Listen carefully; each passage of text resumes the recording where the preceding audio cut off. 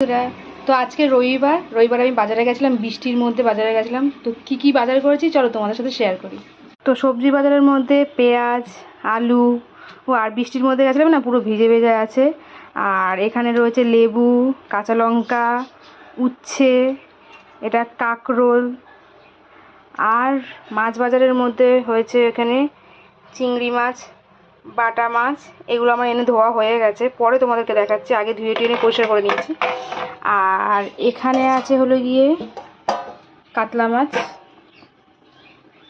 অনেক বড় লেদাটা ছিল বলে কেটে ছোটো করে নিয়েছি। লেদার দিকের অংশটাই নিয়ে এসেছি আমি, আমার এটাই বেশি ভালো লাগে। তো এখানে কাতলা মাছ। আর এখানে আছে চিকেন, এই দেখো চিকেন লেগ পিস। তো চিকেনটা গোটা গোটা নিয়েছি, তার কারণ এটা আমি এমনি নর্মাল রবিবারে ঝোল করব না, এটা আমি অন্য একটা কিছু করব। তো সেটা কি করব পরে তোমাদের সাথে শেয়ার করব। তো আজকের বাজার এইটুকুই।